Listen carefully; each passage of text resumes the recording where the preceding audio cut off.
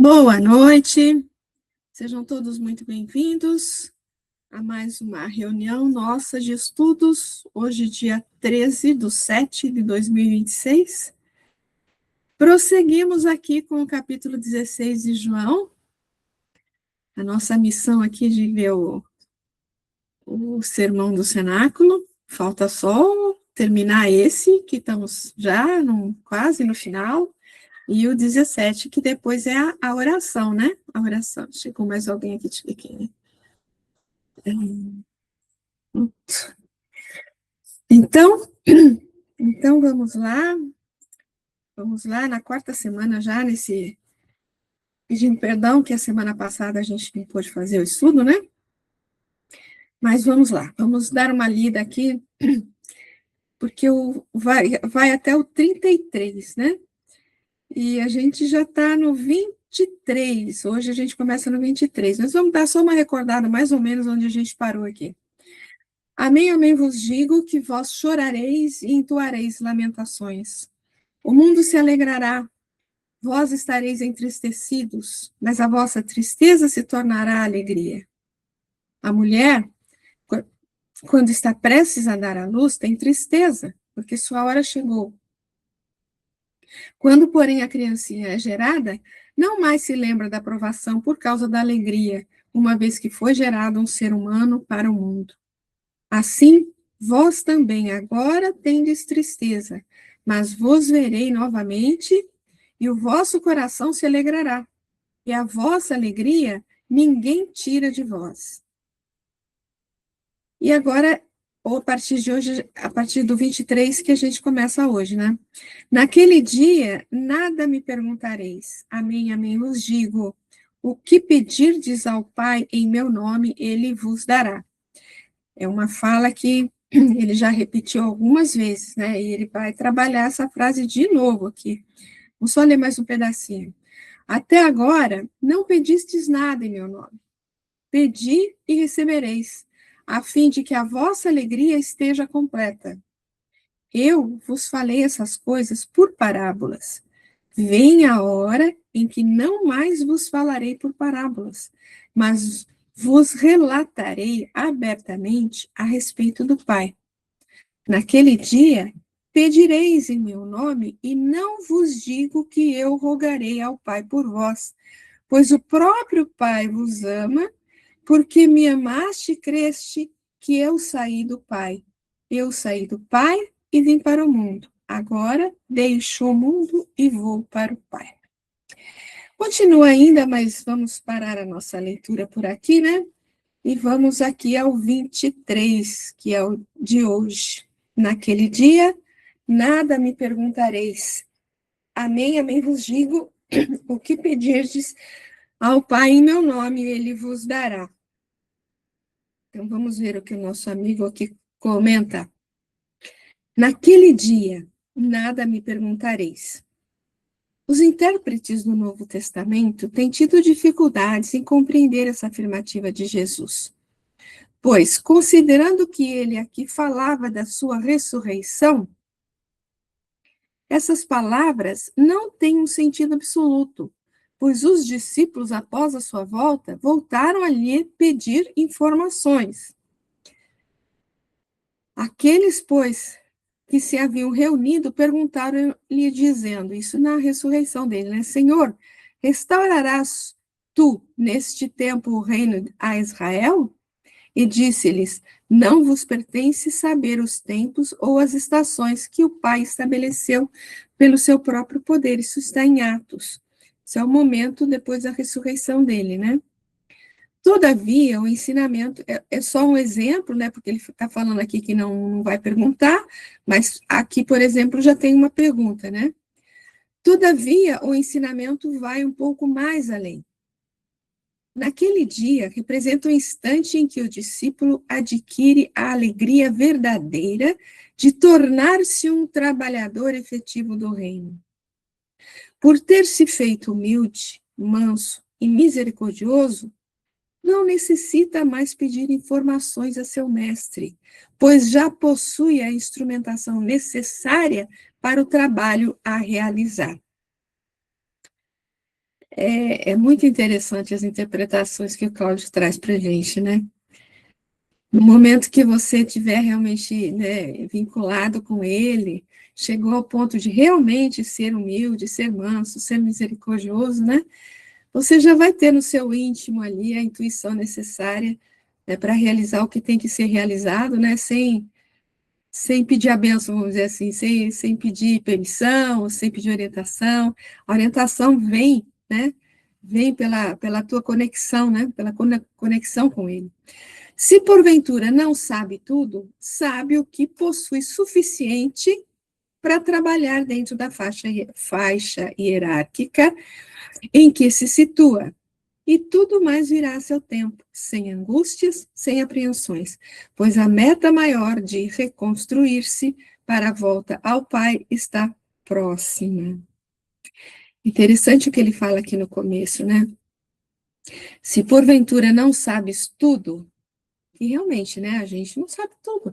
A gente já recebeu muita coisa, né? A gente já teve aí as 3 revelações, tem a doutrina, tem o evangelho, né? Então, a gente já tem muita coisa, além de todos os missionários, a literatura espírita, que trouxe Emmanuel, que trouxe tanta coisa para a gente, né? Então, a gente já tem muito, já sabe muito, mas se a gente for ver, a gente não sabe nada ainda diante da imensidão que a gente mais ou menos imagina que Jesus conhece, né?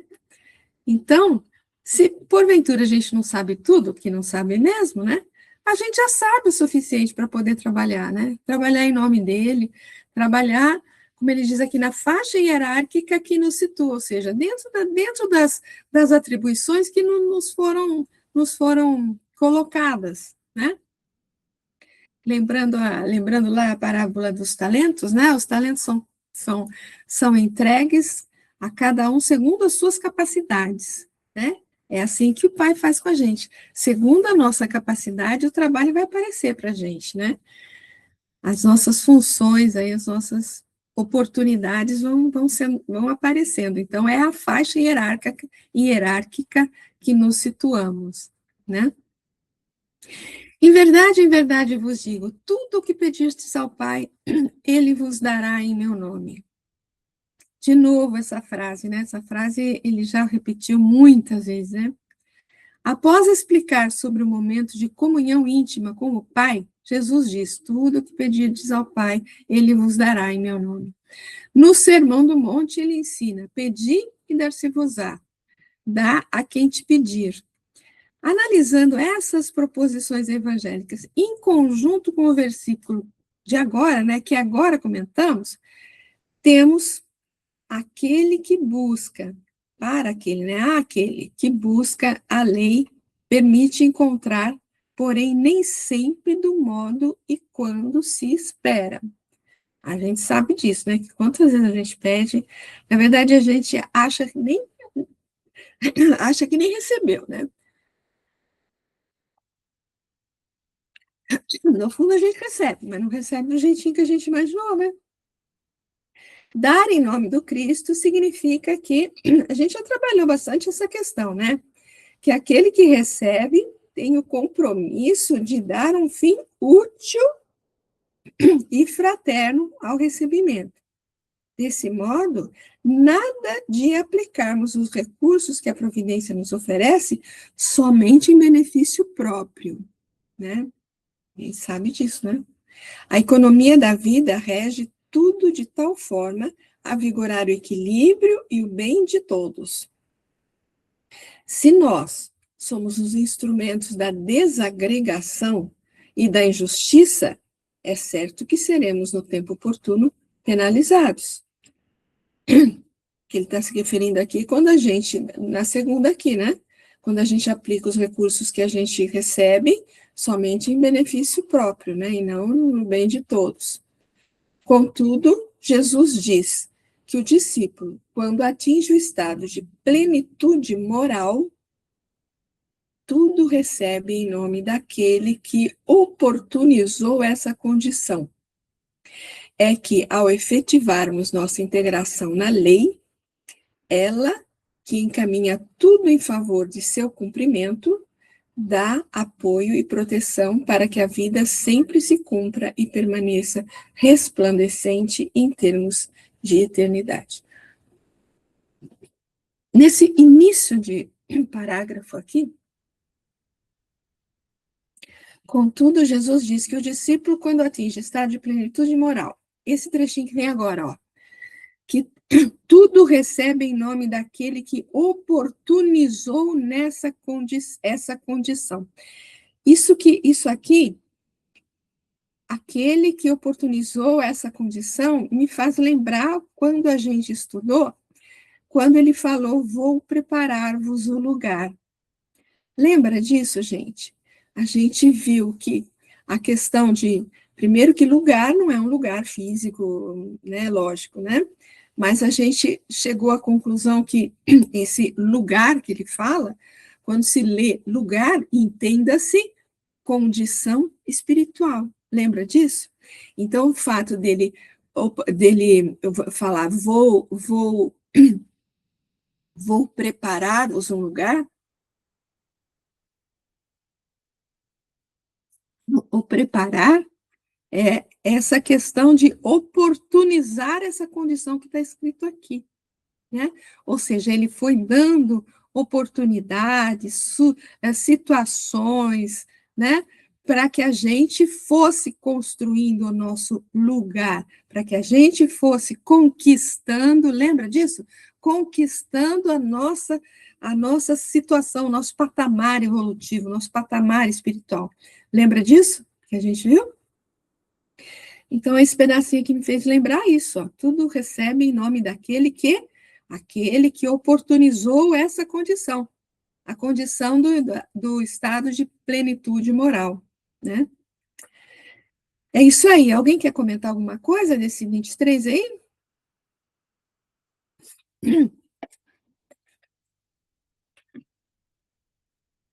Não, tá tudo bem por aí? Continuamos? Vamos lá. Então, vamos ao 24. Até agora, não pedistes nada em meu nome.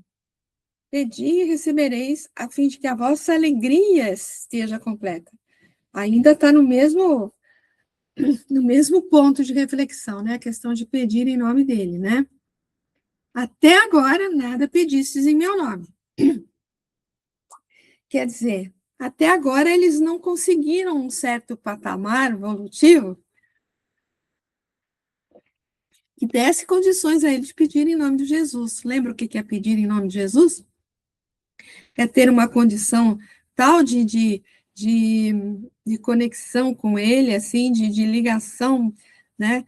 De maneira que você já assimilou realmente a mensagem dele, então tudo que você acabar pedindo não vai ser nada fora da vontade divina, vamos dizer assim, porque estar conectado com Jesus é estar conectado com Deus, com o Pai, né? E, e Jesus falou, né, a minha comida é fazer a vontade de Deus, não é isso? Então, tudo que ele faz, tudo que ele fez, que ele faz ainda, né, é a vontade de Deus. E estar em conexão com ele significa que nada que a gente pedir vai estar contra essas leis universais, essas leis divinas, nada vai estar contra a vontade de Deus, né? Então, até agora, até aquele momento, conforme a expressão até agora, que está ali, né? Os discípulos estavam sempre em companhia de seu mestre. Desse modo, nada lhes faltava. Portanto, o que pedir? Eles já eram abastecidos pela própria presença do Senhor. E disse-lhes Jesus: podem, porventura, andar tristes os filhos das bodas enquanto o esposo está com ele? Dias, porém, virão em que lhes será tirado o esposo, e então jejuarão. Mateus, capítulo 9. Isso é um texto que ele fala sobre o jejum, né? Por poucas vezes, quando Jesus, objetivando um fim útil, se afastou, Eles não souberam manter o equilíbrio da fé operante por falta de amadurecimento espiritual. Vide as passagens da tempestade acalmada e da cura do lunático. Então, é o que a gente estava comentando, né? Até aquele momento, eles não tinham atingido ainda esse patamar aí, essa conexão de sentimentos aí, esse amadurecimento espiritual que está escrito aí nesse parágrafo, né? Dessa forma, o Senhor os instrui para que, quando da sua ausência física, possam eles atuar de forma satisfatória na divulgação da Boa Nova, sendo que a mesma orientação serve para todos nós nos dias atuais. Seria preciso alertá-los sobre o significado do que seria pedir em nome do Cristo. Já analisamos quando nos comentários de João já foi comentado isso, né? Então, como ele comenta ali, né, as passagens da tempestade acalmada. Espera aí que está chegando alguém aqui. É Silvinha.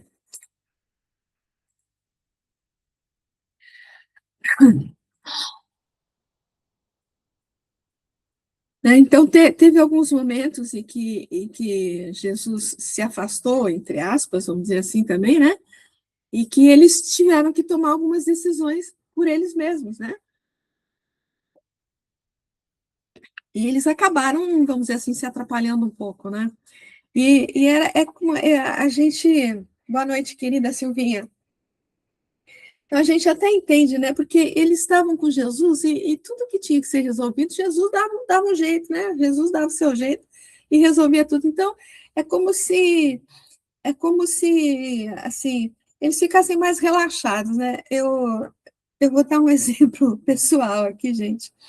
Eu me lembro que quando eu comecei a vir aqui para o Rio, né? Eu, eu não conhecia as ruas, a cidade, vir aqui, vai para lá, né? Mas eu estava sempre com meu irmão, né? Sempre ia com ele sabia e tal, né? Agora, quando eu estava dirigindo e ele estava do lado, eu levei algumas broncas dele, né? Porque ele fala, você não presta atenção, é porque a gente relaxa. Porque sabe que ele está ali, ele vai falar, ó, tem que virar aqui, ó, tem que virar ali, né? Então a gente acaba meio que relaxando mesmo, fica mais, né, mais, não me vem outro termo, fica mais descontraído, sei lá, né? Acho que é isso que acontecia com eles, né? E eles estavam com o mestre, né? O mestre ia resolver tudo. Então, então acho que não tinha caído a ficha ainda, né? Para eles, que eles tinham essa responsabilidade, eles já tinham esse cabedal de conhecimento, né? Mas parece que não tinha, não estava assim meio que sedimentado tudo ali, né? Sei lá, é a ideia que eu tenho, né? Depois vocês falam aí o que vocês acham. Pedi e recebereis. Jesus repete com outras palavras o que havia dito em outros momentos. Pedi e desse-vos, né? Só que, se naquele momento a passagem fala de forma geral sobre a eficácia da oração, aqui ele a repete dizendo de uma possibilidade maior e mais imediata, pois se trata de um pedido a Deus em nome do Cristo. Fato ainda não possível quando o pedido é em nome do comodismo e do imediatismo do mundo, que neste caso demora mais a ser atendido, aguardando a maturação daquele que pede. Para que a vossa alegria seja completa. Essa alegria, comentado alguns versículos atrás, lembra que ele falou que eles iam ficar tristes, que o mundo ia estar feliz, mas que depois eles iriam ficar felizes, né? E a alegria deles seria para sempre, né? Então, vou ler de novo aqui. Essa alegria, comentada alguns versículos atrás, é fruto desse estado de unificação do eu crístico com a vontade soberana do Criador. É o atendimento do convite a se espiritualizar, promovido pela vida em todas as fases anteriores da evolução e que só agora vêm por adesão livre e consciente. Desse modo, por nos fazermos coparticipantes da engrenagem da vida, somos compensados com a alegria completa, consequência automática do amor espontaneamente exteriorizado. Alguém quer fazer algum comentário, pessoal? Eles não estão dormindo aí, não, né? Estou falando aqui, estou lendo bastante. Aproveitando para agradecer mais uma vez aí ao nosso irmão Cláudio Fajardo, né? Com essas reflexões aí profundas que estão auxiliando aí o nosso entendimento. O que a Denise falou? Que não está dormindo. Eu estou chegando, daqui a pouco eu falo. Tá bom. Bom, então vamos ler um texto aqui do Emmanuel, que ele comenta esse versículo aí, ó, 16, 24. Está lá no Caminho, Verdade e Vida, que é como pedes. Que ele está falando, né? Que eles não pediram ainda o nome dele, né? Até agora nada pedistes em meu nome. Pedi e recebereis, para que o vosso gozo se cumpra. Em muitos recantos, encontramos criaturas desencantadas da oração. Não prometeu Jesus a resposta do céu aos que pedissem no seu nome? Muitos corações permanecem desalentados porque a morte lhes roubou um ente amigo, porque desastres imprevistos lhes surgiram na estrada comum. Entretanto, repitamos, o Mestre Divino ensinou que o homem deveria solicitar em seu nome. Por isso mesmo, a alma crente, convicta da própria fragilidade, deveria interrogar a consciência sobre o conteúdo de suas rogativas ao Supremo Senhor, no mecanismo das manifestações espirituais.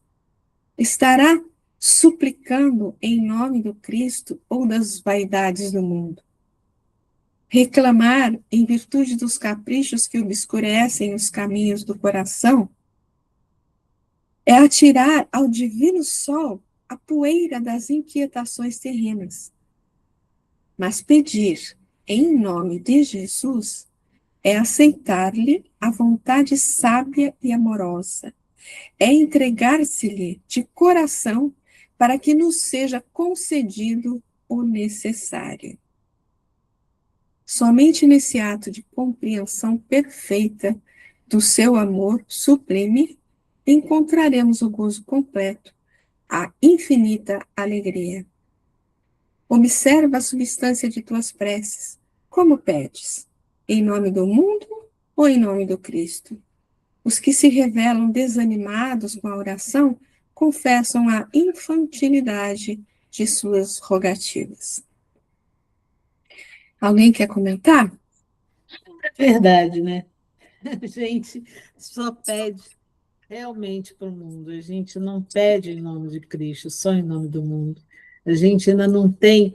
Volta um slide atrás, que eu achei interessante, uma coisa que você escreveu aí, aqui.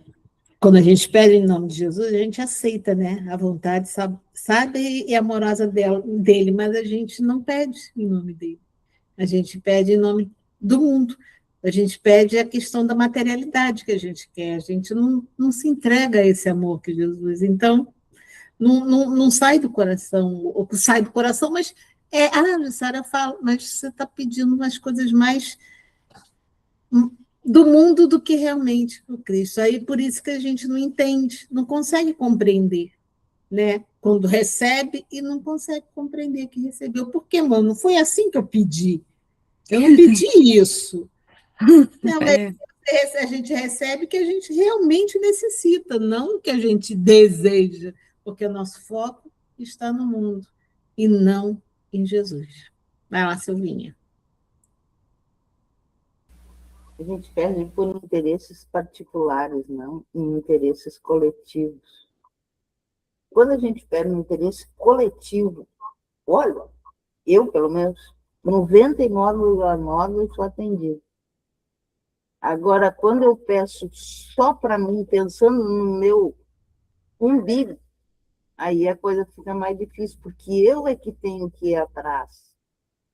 Não é, eu não vou receber caído do céu. O trabalho é meu, não é do outro. É isso.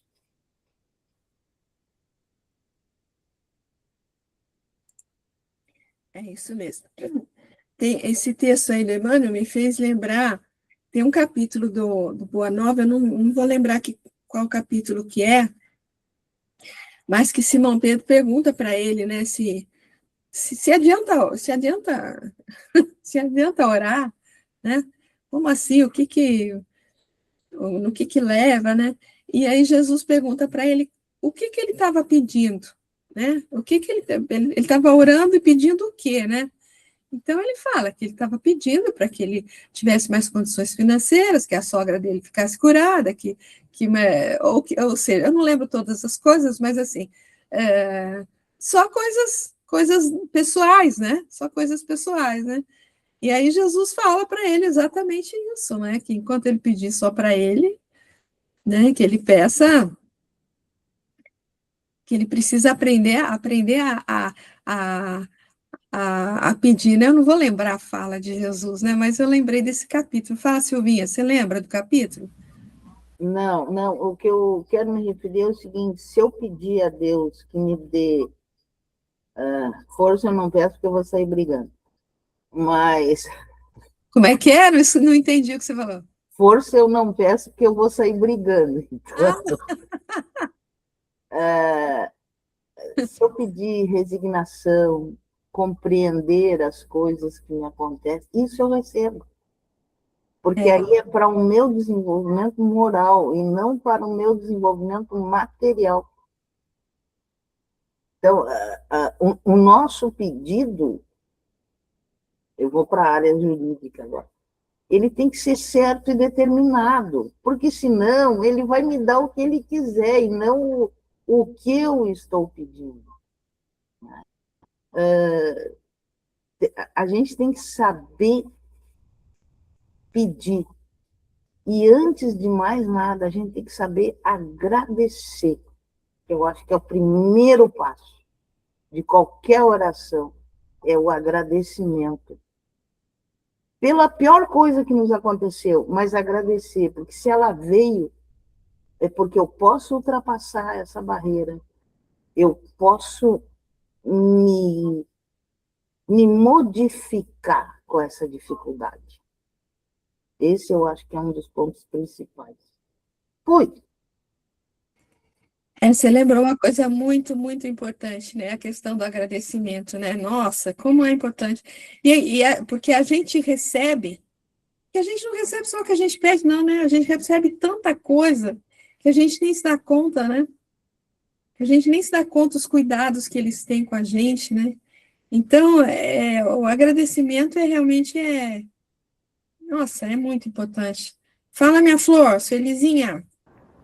Oi, queridas, tudo bem?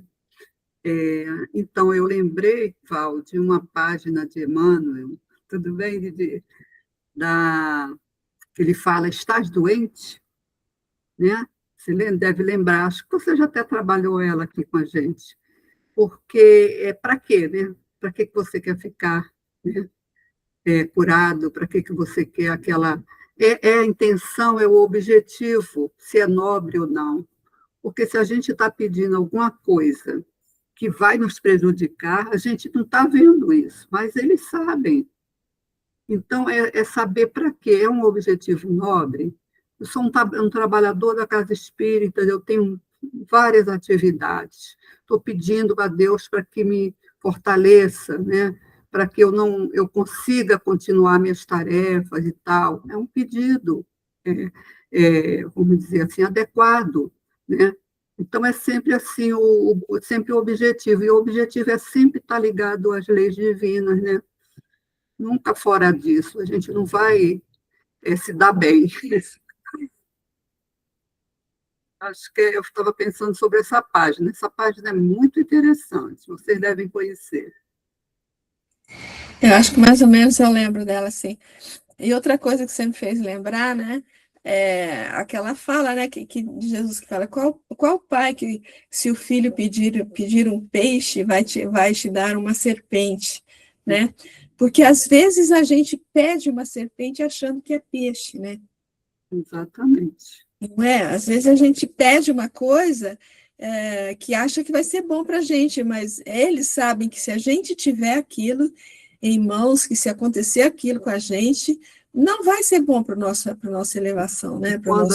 E quando a gente não compreende, a gente até fica de mal, como eu já ouvi um outro dia aí, tô de mal com Deus, porque aconteceu isso.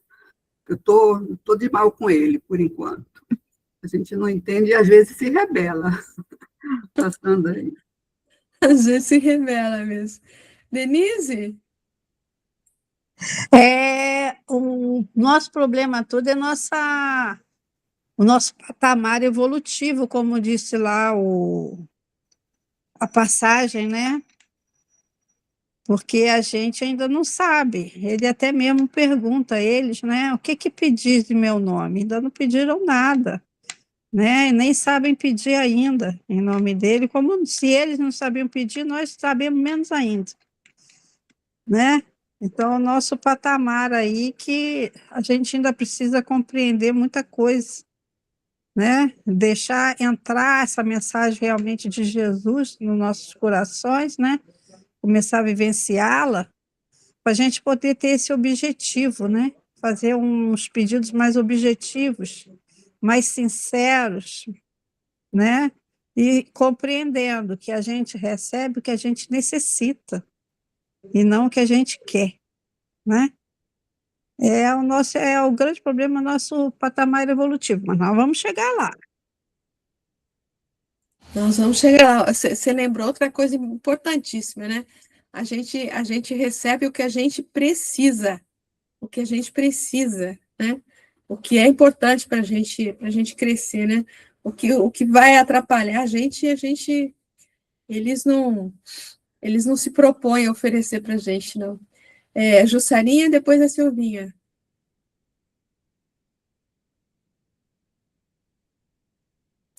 Está sem som. Enquanto vocês estavam falando, eu estava procurando no Boa Nova.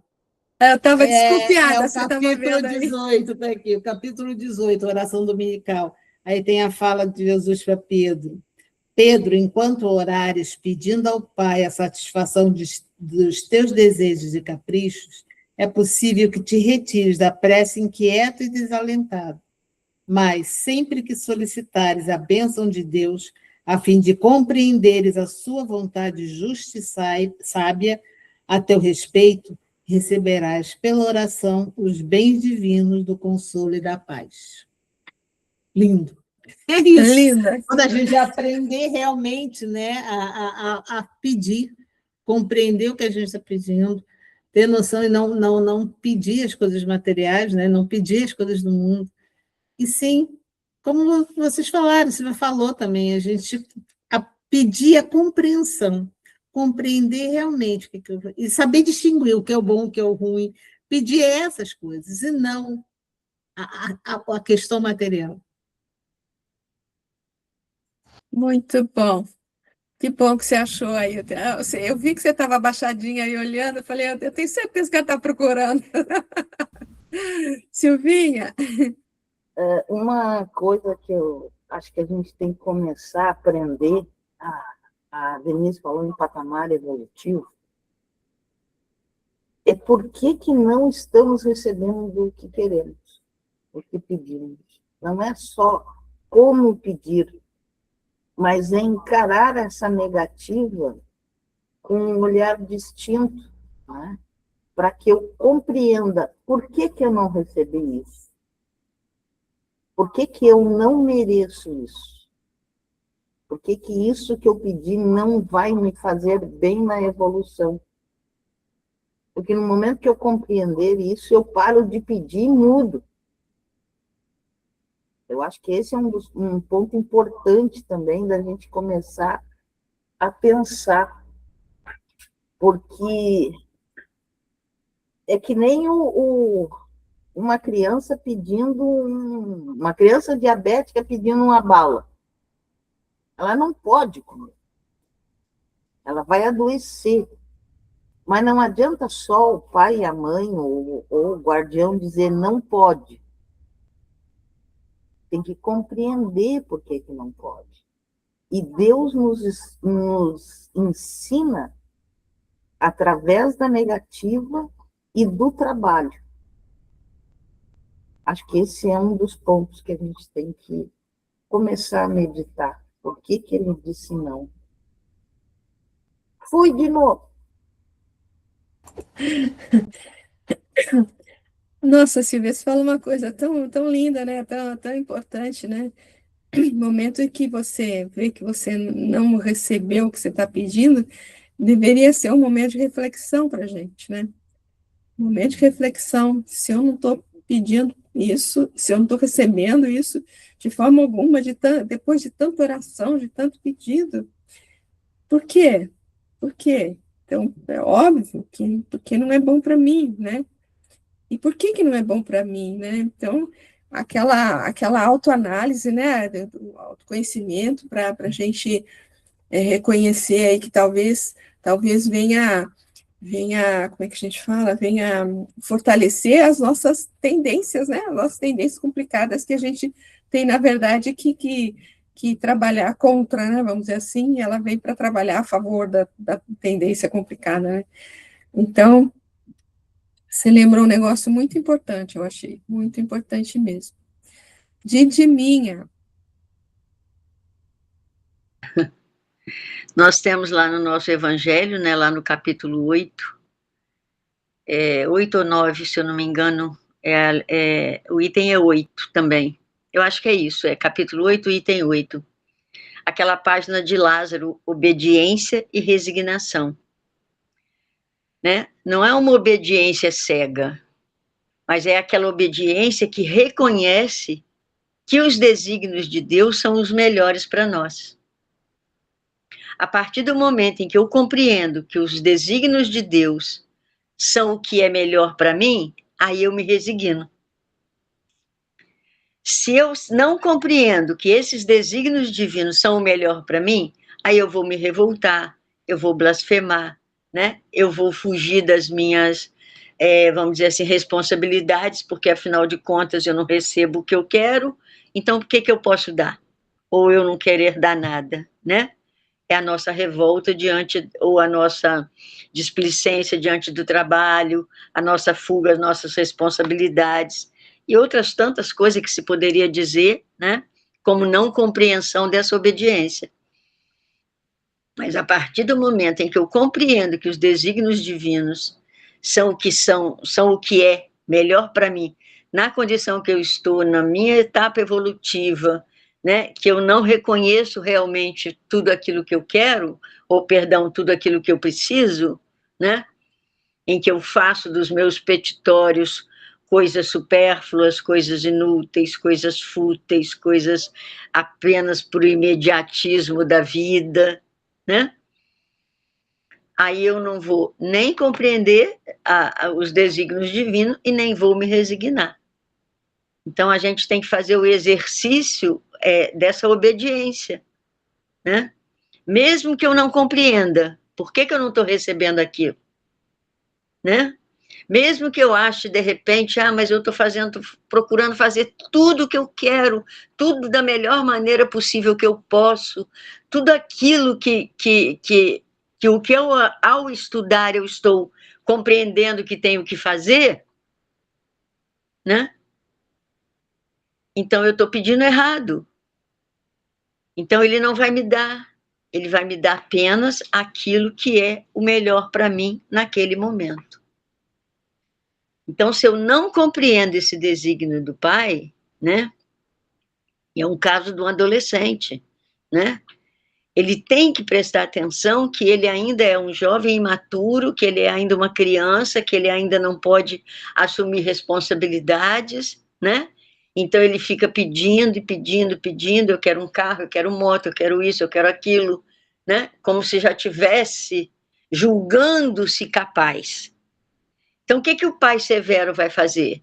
Ele não vai ceder a esses, né, a esses pedidos, porque ele sabe e reconhece que aquilo não é o melhor para aquele filho, ele ainda não está sentindo nele a madureza suficiente para enfrentar todas aquelas provações, porque, na verdade, né, tudo aquilo que ele pede, ou tudo aquilo que a gente pede para as nossas questões materiais, para o nosso bel prazer, para o nosso bem-estar, para a nossa folga, para a nossa liberdade, simplesmente liberdade, né? Deus também não nos vai oferecer, porque ele nos vê como o pai desse jovem o vê, né? É aquele negócio. Se um pai que o filho pede pão não lhe oferece um pedaço de pedra, né? O exemplo que a nossa avó já usou hoje, né? Se o pai lhe pede coisa, ele não lhe dá uma serpente, né? Isso que foi o exemplo que a minha avó usou, né? A avó daqui, ainda agorinha mesmo, né?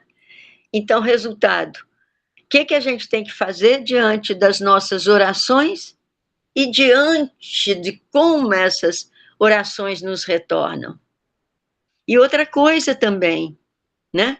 Eu vou pedir um negócio agora, mas papai do céu falou assim, espera mais um pouco, você precisa amadurecer nisso, naquilo, né? Porque Deus sabe em que eu preciso amadurecer para que eu possa usar aquilo de forma a realmente que aquilo seja proveitoso para mim.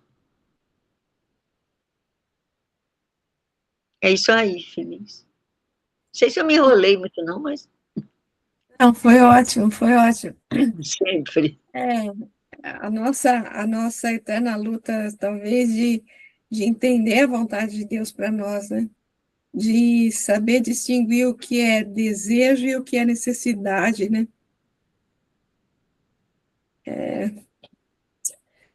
Mas, muito bom, muito bom, muito bom as reflexões aí.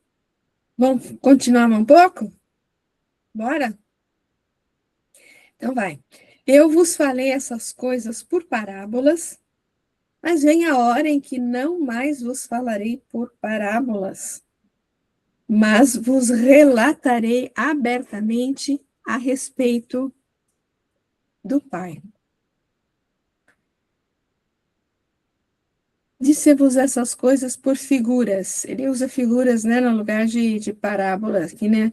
Eu vos falei essas coisas por parábolas, devido ao pouco entendimento que tinham os discípulos, e ainda temos nós, quanto às coisas relativas ao reino dos céus, ele usava de alegorias para se fazer entendido. Essas coisas ditas por ele e contidas nesses ensinamentos do cenáculo são de grande profundidade. Só hoje, com o advento do Espírito de verdade, que nos faculta a chave para uma melhor compreensão do Evangelho, temos condição de dar os primeiros passos no entendimento dessa substanciosa revelação. Vem a hora em que não falarei mais por figuras. Vem a hora, ou seja, haverá um momento em que, devido ao aumento do grau de nosso entendimento, poderemos saber a verdade de forma clara. Todavia, Jesus não diz quando, diz simplesmente que vem a hora, pois esse é um momento individual.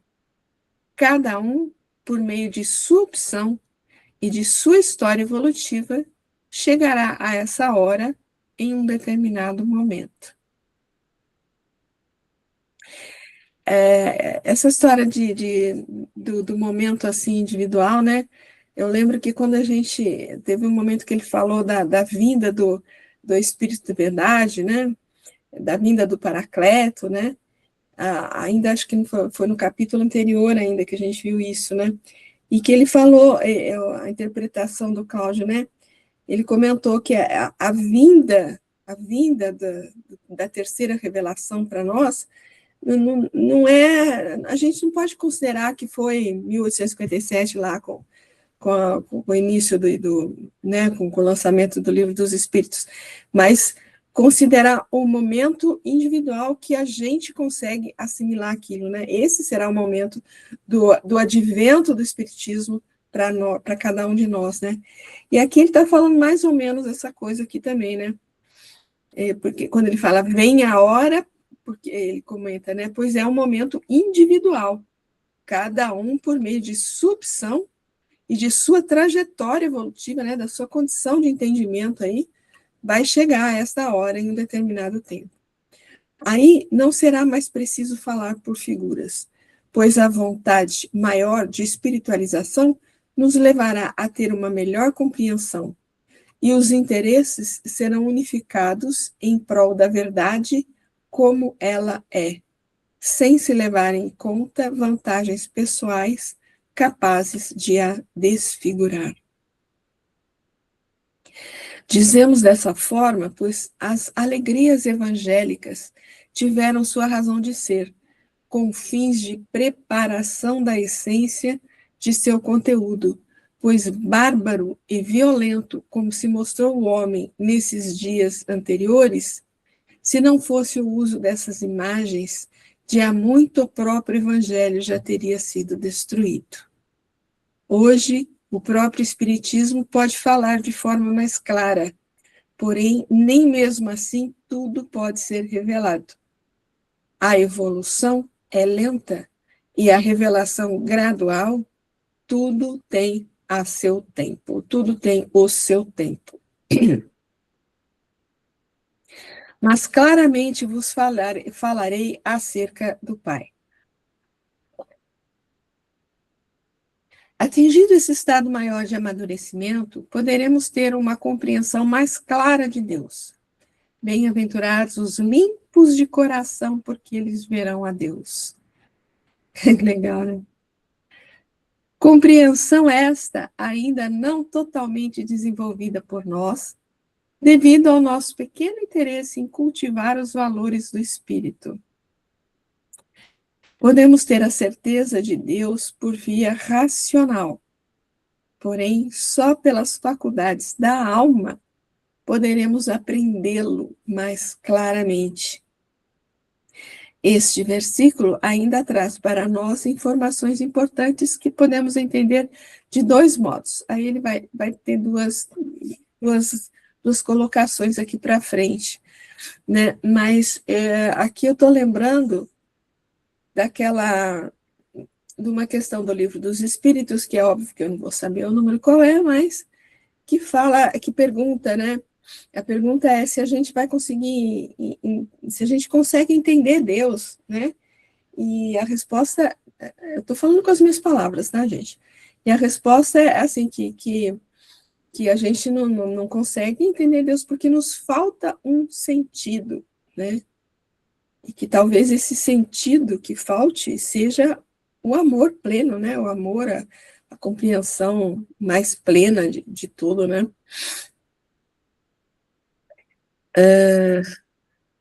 Vocês querem comentar alguma coisa? Ou continua lendo aqui? Vou continuar lendo aqui, então, as duas colocações dele, né? Vou falar mais claramente acerca do Pai, né? Primeiro, Jesus dirige todos os movimentos do globo terrestre dessa forma, no momento propício. Ele, por meio da revelação espiritual, nos falará mais claramente acerca do Pai. Isso não quer dizer que tenha de ser ele, porém, estará sempre acima, coordenando a revelação, como já fez com outras que a nós foram dirigidas no Ocidente e também no Oriente. Então, ele pode estar falando de um momento dele lá, depois da ressurreição, mas ele pode estar falando de um momento mais amplo aí, né, um outro futuro, né, e como que ele coloca aqui, como ele faz sempre, né, desde o início, as coisas vêm no momento propício, como ele coloca aqui, né, nós tivemos as 3 revelações porque estavam nos momentos propícios para a humanidade, para a grande parte da humanidade, né, não para todos, mas para a grande parte da humanidade, né, então, de alguma forma, as coisas vão ser trazidas para nós, né? Agora, não necessariamente por ele, como ele diz aqui, porque tem gente que ainda espera Jesus encarnado aqui mais uma vez, né? Não necessariamente por ele, mas pelos seus missionários, né? Até por um Chico, vamos dizer assim, que trouxe tanta coisa, né? A gente não pode considerar que é quase que mais uma revelação, tudo que ele trouxe, toda a informação que ele trouxe a respeito do mundo espiritual. Eu costumo falar que o nosso lar, por exemplo, é meio que um divisor de águas, porque só por Kardec, a gente não tinha assim noção por exemplo, de prédios, de escolas, de hospitais, de tantas coisas que foram reveladas para a gente através aí da mediunidade do Chico, de uma Ivone Pereira, né? Quando ela traz o Memórias de um Suicida, Nossa Senhora, né? Quantas coisas não nos foram reveladas através dessas pessoas, né? Desses missionários fabulosos que vieram aqui até recentemente, podemos dizer, né? E um segundo aspecto aqui, o Cristo é que nos dirá de forma mais ampla acerca do Pai, e entendendo que à medida que crescemos em espírito, aumentamos a potencialidade do Cristo interior, limpando-nos das imperfeições da matéria, que alcançaremos a possibilidade de, mais claramente, entendermos Deus e sua lei. Conclusão, essa que confirma nossos comentários no início da exposição sobre esse trecho do versículo. Essa questão que ele está trazendo aqui nesse segundo aspecto aqui, na verdade, pelo menos para mim, depois eu gostaria de ouvir vocês aí, o ponto mais forte, vamos dizer assim, de toda essa interpretação, essa reflexão que o Cláudio Pajaro está trazendo para nós a respeito desses capítulos que a gente está vendo, a respeito desse sermão do cenáculo, né? Tudo está voltado para a questão do crescimento do espírito, né, de aumentar a nossa capacidade de se conectar com ele, para que o nosso entendimento seja ampliado, né? Como ele fala ali, à medida que crescemos, ele fala aqui no segundo parágrafo, né? À medida que crescemos em espírito, aumentamos a potencialidade do Cristo interior, e a gente vai alcançando, como está no final, a possibilidade de mais claramente entendermos Deus e sua lei. E entendermos Jesus também, né? Jesus, Deus e sua lei. Comentários, pessoal?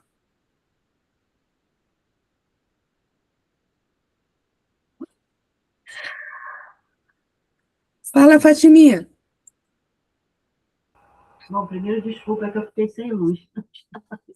Isso aí,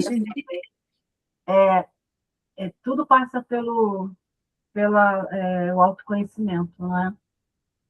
Tudo passa por a gente se conhecer, se auto-perceber enquanto filho de Deus, enquanto espírito imortal, nosso papel aqui no planeta, tanto coletivamente quanto pessoal. Eu acho, né, que aí isso vai aproximando a gente de Jesus, que acho que a gente vai entendendo, ou tentando entender, muito mais o que ele veio fazer, o que ele veio passar para a gente, né?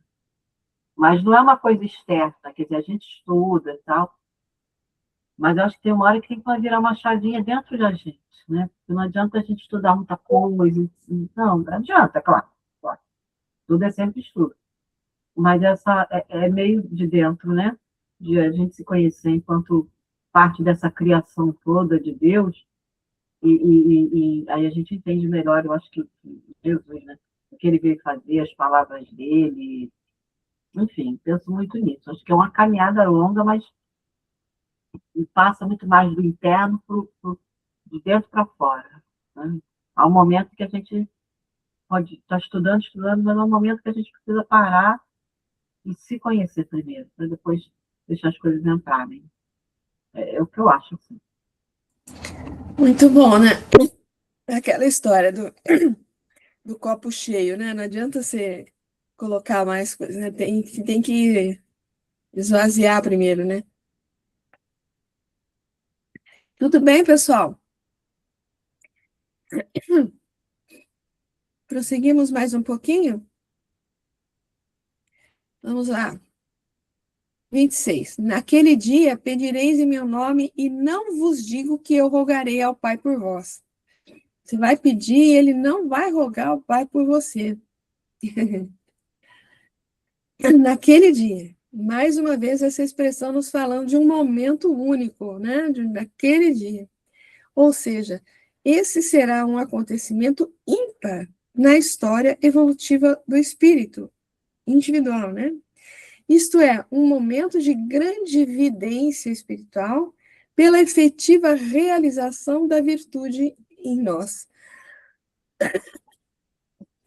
Já não sou eu que vivo, mas é o Cristo que vive em mim.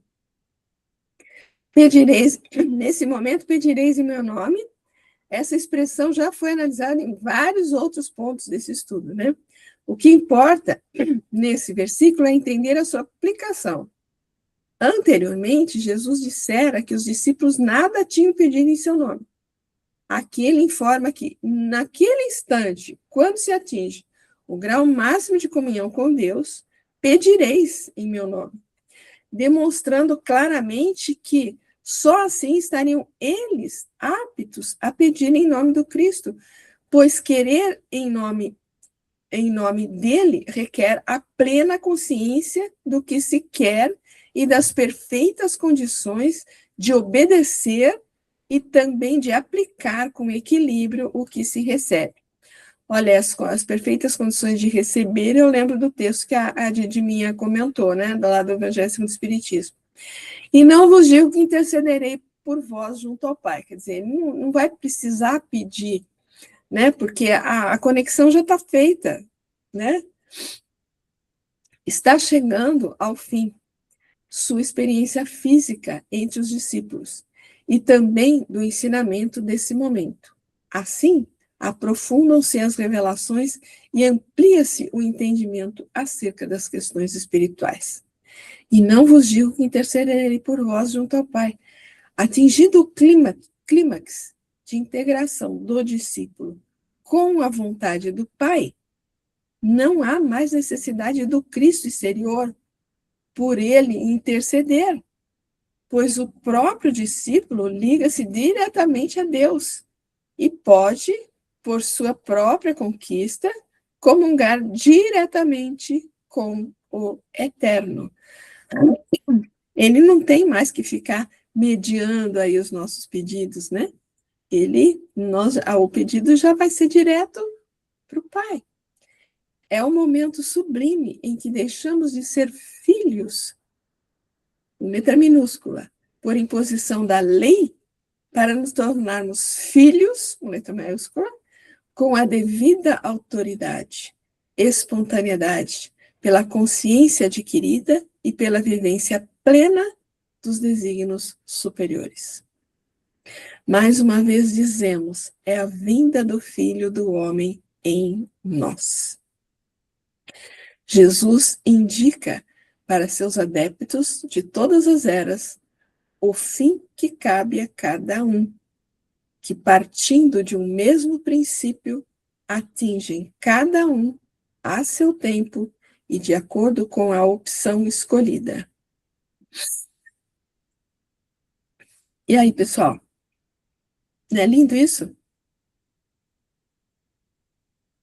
Como a Denise estava falando, né?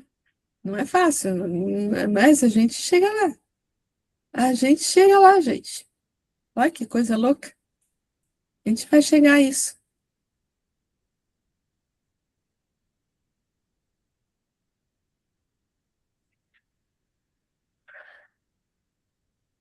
Tudo bem, pessoal?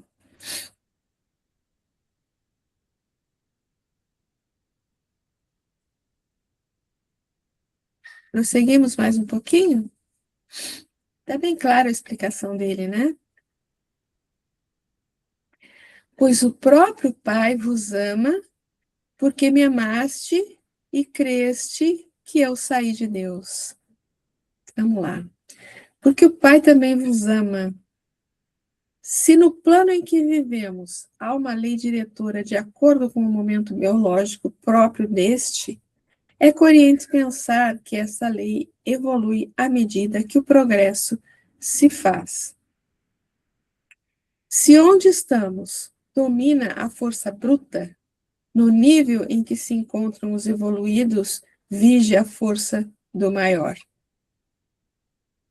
Desculpa, vige a força do amor, né?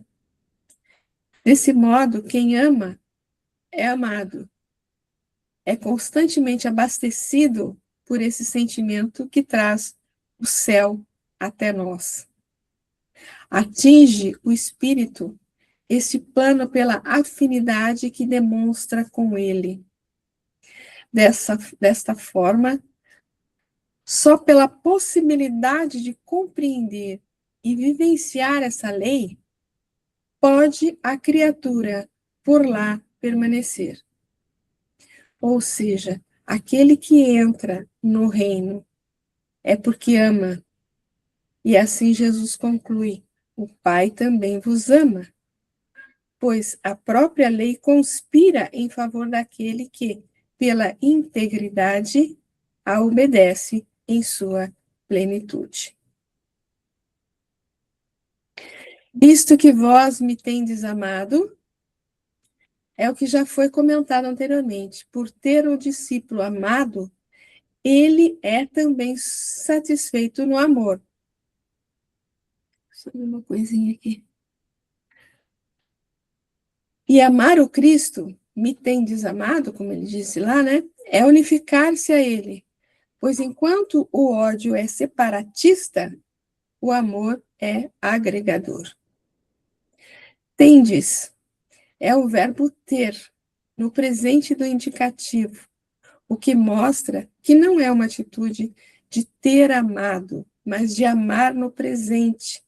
E o presente é a constância em nossa vida. O presente é o momento que eu estou trabalhando, que eu estou vivenciando, que eu tô montando o meu futuro, né? Que eu estou amealhando aí conhecimento. Jesus ensinou: amai-vos como eu vos amo. Aqui é preciso entender o mandamento não como um mero preceito religioso, mas como um tratado da mais avançada ciência universal. Pois se não há efeito sem causa, a sorte do amor é a plena satisfação de todas as nossas necessidades. A afirmativa do Senhor significa amar a todo instante, constantemente, como causa de um efeito libertador. Isto ele proferiu há 2000 anos. Como temos hoje avaliado em nós a possibilidade de cumprir esse mandamento? Já estaremos nós capacitados a ser pelo Pai também amados? E credes que eu saí de Deus. O verbo crer, neste quarto evangelho, tem habitualmente o sentido de adesão a uma verdade. A gente trabalhou sobre isso, né? Vocês lembram atrás? Atingido esse grau evolutivo, o de aderir à ideia de que todos saímos do Pai, é aquela coisa, né? Não é apenas acreditar que todos saímos do Pai, mas é aderir a essa ideia, né? Assimilar isso de forma mais forte, né? O espírito tem total consciência de sua natureza divina, pois toda a criação saiu de Deus. Ao ter o pleno entendimento dessas questões, reconhecemos em Jesus Cristo que, tendo vindo do Pai, fez-se o caminho que nos reconduzirá a Ele. Algum comentário, pessoal? Depois a gente vai ler um texto de Emmanuel. Sem comentários?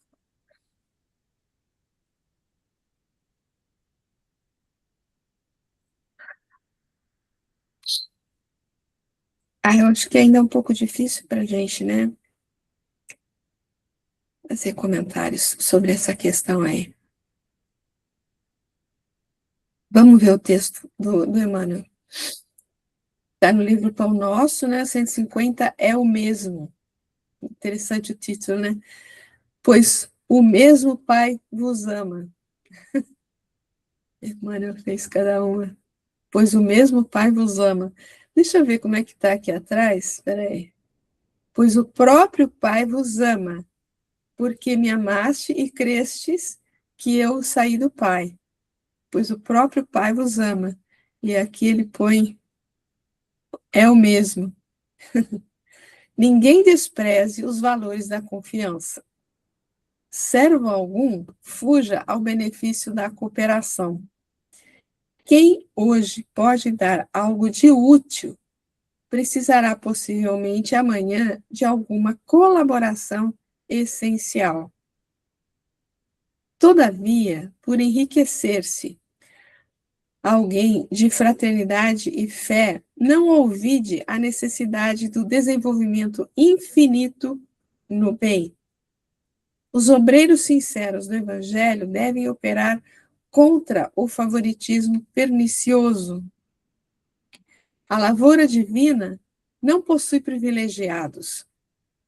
Em suas sessões numerosas, há trabalhadores mais devotados e mais fiéis. Contudo, esses não devem ser categorizados à conta de fetiches, e sim respeitados e imitados por símbolos de lealdade e serviço. Criar ídolos humanos é pior que levantar estátuas destinadas à adoração. O mármore é impassível, mas o companheiro é nosso próximo, de cuja condição ninguém deveria abusar. Pague cada homem o tributo de esforço próprio à vida. O Supremo Senhor espera de nós apenas isso, a fim de converter-nos em colaboradores diretos. O próprio Cristo afirmou que o mesmo Pai que o distingue ama igualmente a humanidade. O Deus que inspira o médico é o que ampara o doente. Não importa que asiáticos e europeus o designem sob nomes diferentes. Invariavelmente, é o mesmo Pai. Conservemos, pois, a luz da consolação, a bênção no concurso fraterno, a confiança em nossos maiores e a certeza na proteção deles. Contudo, não olvidemos o dever natural de seguir para o alto, utilizando os próprios pés.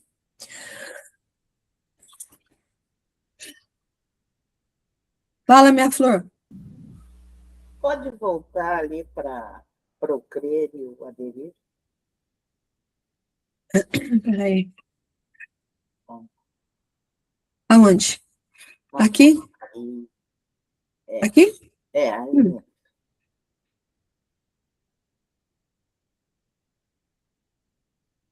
Pois é essa questão do crer, eu acho que todo mundo crê, mas ninguém ainda consegue aderir. Porque é tão difícil a transformação interna. A gente tem vícios passados e vícios nessa encarnação que nos vendam os olhos para o aderir. Então, como eu sempre digo, daqui umas 550 reencarnações, eu vou começar a querer entender isso e não aderir ainda. Porque aderir só no estado evolutivo de Jesus, e nós estamos muito longe dele. Muito. Era isso que eu queria comentar. Fui. Realmente, né? A gente ainda não está aí, não, né? De forma nenhuma, ainda está longe de... A gente acredita que existe um pai, a gente acredita que existe espírito, a gente acredita que, né, na nossa, em todo esse processo aí do mundo maior aí do mundo espiritual, né?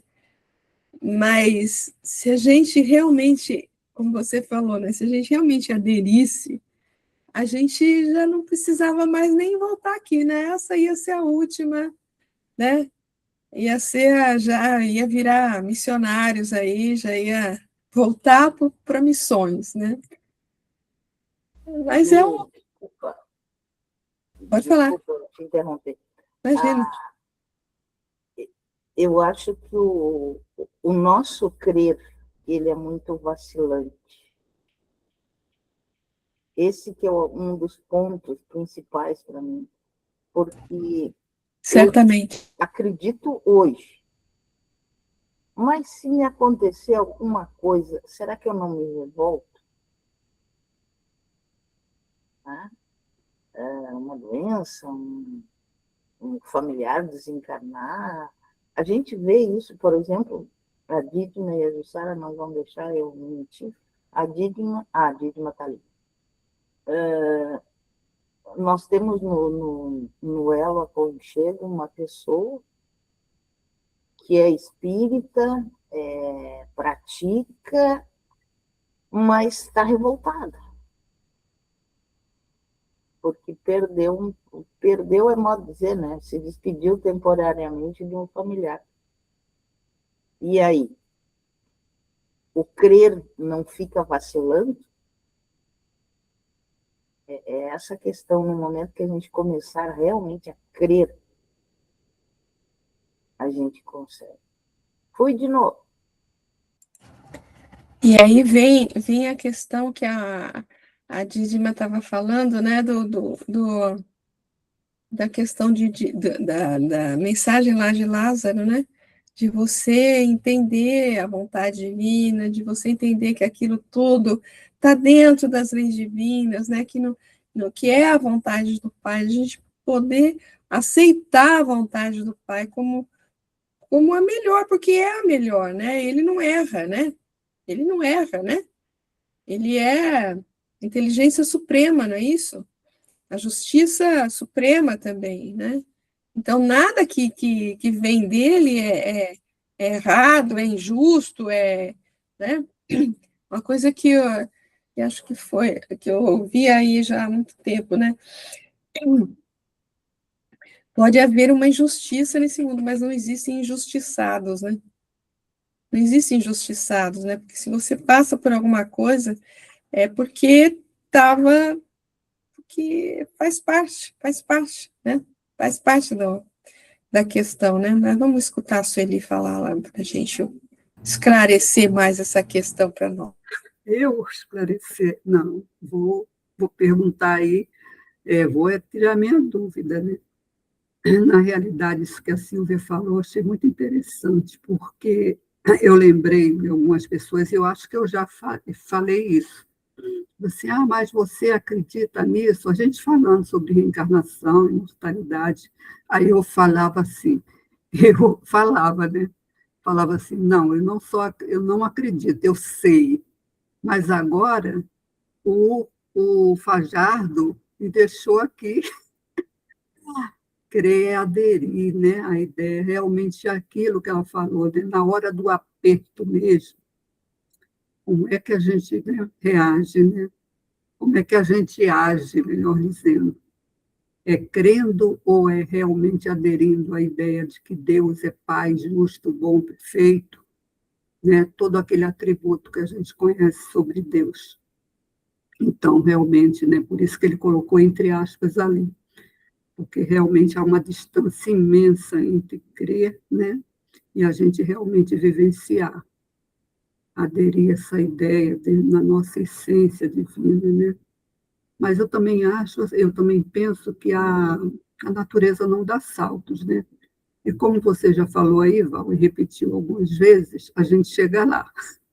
Ou se chega, né? Isso é fatal, né? Passando aí. Isso é fatal mesmo, né? Mas essa questão, né, que a Silvia levantou, é muito complicado mesmo, né? Porque se a pessoa realmente adere, né? Se existe essa adesão completa, né? Não aparece a revolta, né? Não aparece a revolta, né? A revolta não, ela não existe no dicionário dessa pessoa. Ela vai aceitar, ela vai entender de alguma forma, e como a gente costuma dizer aí no popular, bola para frente, vamos que vamos, né? Então, e segue a vida e vamos ver o que a gente consegue fazer com isso que aconteceu, né? Com isso que aconteceu, porque já aconteceu, então já aconteceu, né? Fala, Jussaninha. Vocês falando, eu me lembrei que geralmente eu escuto, né? Que, quero ser espírita, não. Espírita adora sofrer, só sabe de sofrimento, só quer falar sofrimento, que para eles é a salvação com o sofrimento. Não é isso, é o que você falou, Valdete e a Sueli, é o compreender, é o entender realmente isso, né? Não é você acha que todo mundo gosta de sofrer, não, mas a gente consegue compreender e ter essa questão desse parágrafo, né, do verbo crer, que está no quarto evangelho, tem habitualmente sentido de adesão, é essa adesão à verdade, que a gente começa, não é que somos, a gente entende tudo, mas a gente, com o espiritismo, com a doutrina, a gente consegue começar a entender, começar, né, a ter uma compreensão melhor do que nas outras, né? Eu vi, quando eu era de outra religião, entendia, não tinha nada de noção disso tudo, é como se eu decorasse para ler o Evangelho, mais nada. Não tinha essa discussão, então a gente não analisa, né? E com o Espiritismo a gente aprende a refletir, a tentar estudar e tentar compreender isso tudo. E não é gostar de sofrer, mas é o entender por quê. Se eu estou passando por isso, porque eu fiz besteira e eu tenho que passar. Quem agiu fui eu.